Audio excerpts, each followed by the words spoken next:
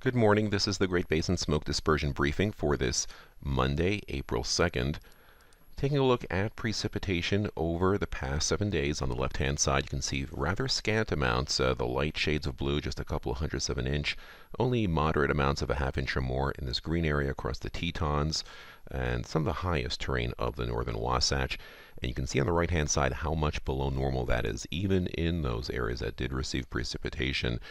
They only had maybe about half of what the normal weekly amount would be. Elsewhere in these red and darker red shades, anywhere from only 5 to 25% of our normal precipitation for the week. So the dryness continues, or has continued for the past week. We look at new snowfall over the past 72 hours, and we did have some more amounts get up in Idaho, anywhere from 6 to 12 inches, as well as over the Tetons. Little or no snowfall elsewhere.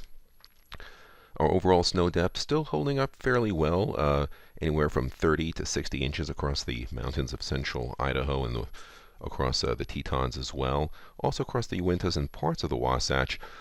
However, all of these snow cover areas are only have about half to two-thirds of what normally would be on the ground this time of year. So it's been below normal snowfall in just about all areas. Looking at satellite imagery, dispersion should be good. We have deep low pressure over northern Idaho, strong wind field aloft. You can see a cold front here by the enhanced clouds now moving into southern Idaho, into Nevada, and into Utah. This will bring a short shot of perhaps moderate precipitation, strong gusty winds across parts of northern Nevada, northern Utah, Wyoming, and Idaho. Dispersion should be good in this kind of a pattern with the wind and the instability. We don't have high pressure overhead. So if we look at the upper level map for later today, you can see kind of a northwest flow develops, drier air pushes in, still some moisture across northern and eastern areas. Dispersion on the right-hand side given by the ventilation index, white in all areas. So that's a very high rating, so great dispersion. You can see why on the left-hand side, if you look at transport winds, these oranges and purples are wind speeds anywhere from about 25 to 35 miles an hour, coming out of the mostly out of the west-northwest, and the vertical mixing height several thousand feet above ground level.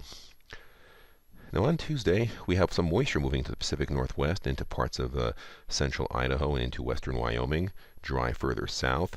Still good overall dispersion. A couple of areas of yellow and red in the south and to the west, but still no big deal. Mainly because some of the transport winds die out here in the grayish areas. They're less than 4 miles an hour, but otherwise a light southerly transport flow of 5 to 15 miles an hour, especially in northern areas. Vertical mixing in most areas, also several thousand feet above ground level. And then on Wednesday, looking at high pressure ridge kind of building in through here, more moisture coming through here. There could be some light precipitation, but again, no large high pressure ridge in store. So again, good overall ventilation given by those areas in the white.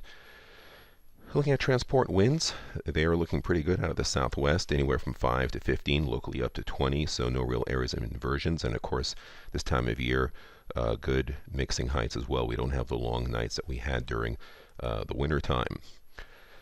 The Utah Clearing Index, looking at Monday, Tuesday, and Wednesday, excellent overall values today given by the areas in red, starts decreasing a bit as we go into Tuesday.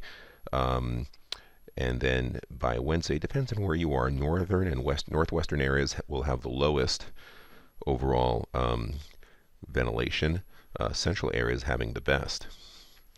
Precipitation, as we go into the next 3 days, you can see just maybe a quarter to a half inch of melted precipitation, much of it in the form of snow across the mountains of central Idaho, more on the western side. And across parts of the northern Wasatch, maybe 1 to 3 inches of snow in the higher terrain, maybe 4 to 8 inches across the Tetons. As we go into Thursday, we see that this wet pattern continues. Most of the area in the green, there'll be clouds moving in. Not a deep low pressure. So actually, temperatures aloft will be quite warm. Snow levels will be quite high, probably above 8,000 feet in most areas. Excellent overall ventilation. That continues on Friday. And then Saturday, deep storm system pushing into the Pacific Northwest. It will push in some more waves of moisture. Increasing winds, excellent overall ventilation again on the right-hand side, areas in the white. And that great dispersion continues again into Sunday as well, along with precipitation for the northern half to northern two-thirds of the Great Basin. Overall precipitation, this is just through the midweek period, basically taking us into the middle of the week. Then looking at the longer range outlook, this takes us from April 9th to the 15th. You can see overall we stay near normal, maybe slightly drier than normal in terms of our precipitation chances. This concludes our briefing. Have a great day.